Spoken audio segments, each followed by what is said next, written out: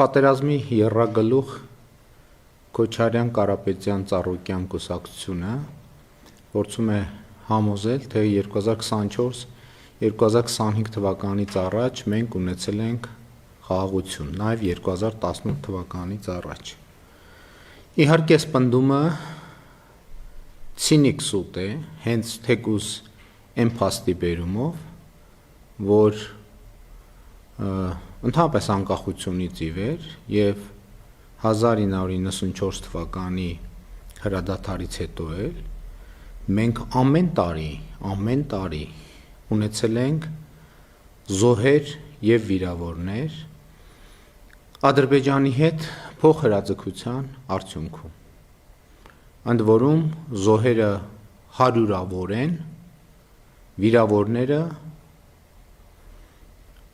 վիրավորների թիվը էականորեն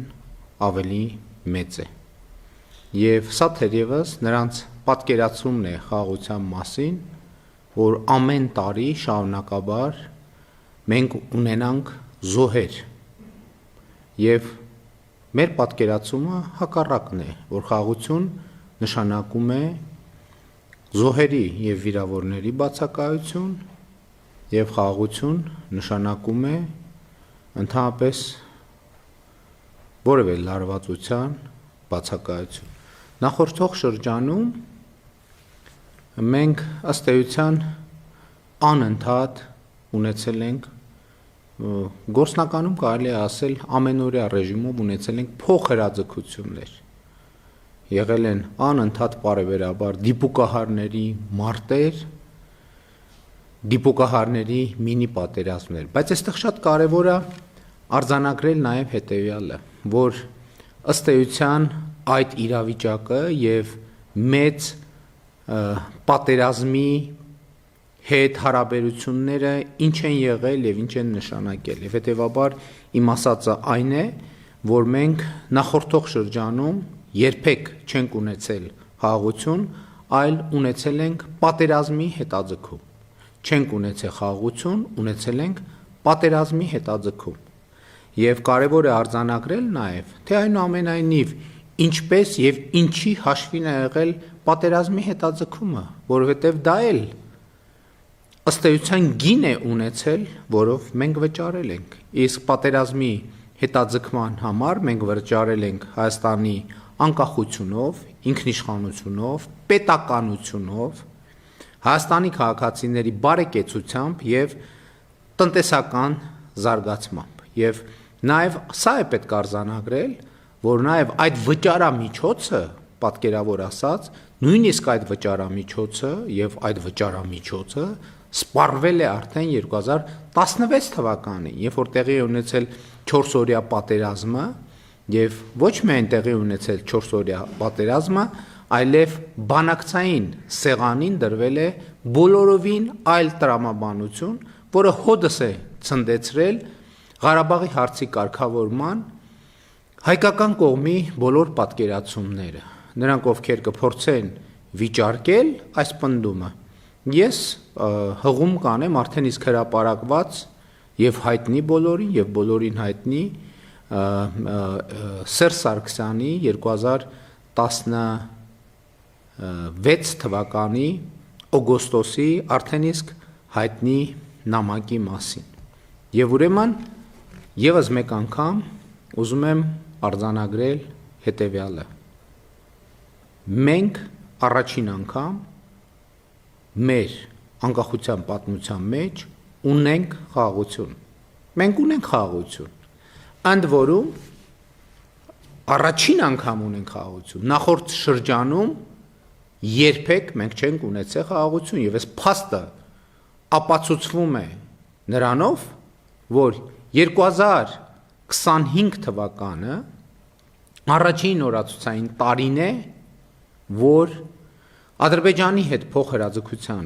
հետևանքով չենք ունեցել զոհեր եւ վիրավորներ։ Պատկերացնում եք անկախությունից ի վեր 1991 թվականից ի վեր 2025 թվականը այդպիսի առաջին օրացուցային տարին է։ Իսկ գործնականում մենք զոհեր եւ վիրավորներ չենք ունեցել 2024 թվականի Մարտից, փետրվարից, այսինքն վերջին նման դեպքը արձանագրվել է 2024 թվականի տարվա սկզբին։ Բայց նաև ուզում եմ արձանագրել, որ ճիշտ է Հայաստանի եւ Ադրբեջանի միջև խաղաղության եւ միջպետական հարաբերություններ հաստատելու մասին համաձայնագիրը նախա ստորագրված է եւ ոչ թե ստորագրված, եւ Վաշինգտոնի հռչակագիրը ընդունված է, բայց նաև ուզում եմ արձանագրել, որ իրականում Հայաստանի եւ Ադրբեջանի միջև խաղաղությունը հաստատված ինքը նաև դե յուրե ամրագրում ունի եւ դե յուրե ամրագրումը 2024 թվականին երկու երկրների սահմանազատման հանձնաժողովների 2024 թվականին ընդունված ստորագրված եւ վավերացված երկու երկրների Հայաստանի եւ Ադրբեջանի միջև սահմանազատման հարցերի հանձնաժողովների համատեղ գործունեության կանոնակարգի ընդունումն է, որ երկու երկրների փոխվարչապետերը ստորագրեցին, ապա երկու երկրներում համապատասխան ընթացակարգերով այդ փաստաթուղթը վավերացվեց, ստանալով բարձրագույն իրավաբանական ուժ։ Այդ փաստաթղթում է, որ արձանագրված է Ալմատիի հռչակագիրը որպես երկու երկրների միջև սահմանների սահմանազատման բազային սկզբունք, եւ սա ունի դե յուրե բարձրագույն նշանակություն երկու երկրներում։ Ինչ է սա նշանակում։ Սա նշանակում է, որ Հայաստանը եւ Ադրբեջանը փոխադարձաբար դե յուրե բարձրագույն իրավաբանական ուժ ունեցող փաստաթղթով ճանաչել են, որ խորհրդային Հայաստանը իր տարածքով նույնական է, անկախ Հայաստանը իր տարածքով նույնական է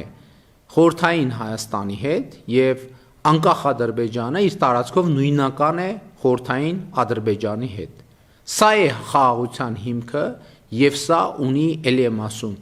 երկու երկրներում բարձրագույն իրավաբանական ուժ։ Եվ ահա այս տրամաբանությունից շեղվելը ինչ ուղղությամբ տանում են պատերազմի Քոչարյան, Կարապետյան, Ծառուկյան եռագլուխ կուսակցությունը, այդ տրամաբանությունից շեղվելը միանշանակ եւ աներկբա նշանակում է պատերազմ սրանից բխող բոլոր հետևանքներով։ Եվ ուրեմն մենք բազում զոհերի եւ զոհողությունների գնով հասել ենք ոչ թե պատերազմի հետաձգման, մենք հասել ենք խաղաղության։ Մեր խոնարհումը մեր բոլոր ընկած եղբայրներին մենք հասել ենք խաղաղության եւ ազատ ժողովրդավարական, զարգացող, բարեկեցիկ, ինքնիշխան Հայաստանը նրանց հիշատակը հարգելու բարձրագույն միջոցն է, դրանից ավելի մեծ գնահատակ նրանց զոհողություններին մենք չենք կարող մատուցել։ Եվ ուրեմն խաղաղությունը այսօր արդեն դե յուրե հաստատված է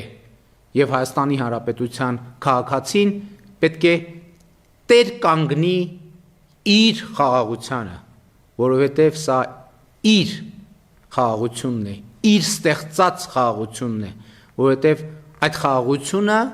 խաղաղության վրա աշխատել է, այդ արդյունքին հասել է իր ընտրած իշխանությունը եւ իշխանությունը խաղաղություն հաստատելու հարցը համարել է առաջնահերթություն 2021 թվականի արտահերթ խորհրդարանական ընտրություններում ժողովրդի տված պատգամին հավատարիմ մնալով, ժողովրդի ասած խոսքին հասու լինելով, ժողովրդի ասած խոսքը լսելով եւ այն իրականացնելով։ Եվ ուրեմն եկել է ժամանակը, գալիս է ժամանակը, եւ այդ ժամանակը 2026 թվականի հունիսի 7-ն է, որ Հայաստանի Հանրապետության քաղաքացին տեր կանգնի իր խաղաղությանը։ Անկեղծ ասեմ, որևէ կասկած չունեմ, որ Հայաստանի քաղաքացին տեր է կանգնելու իր խաղաղությանը։ Փառք նահատակներին, կեցցե Հայաստանի Հանրապետությունը եւ սիրում եմ բոլորիդ։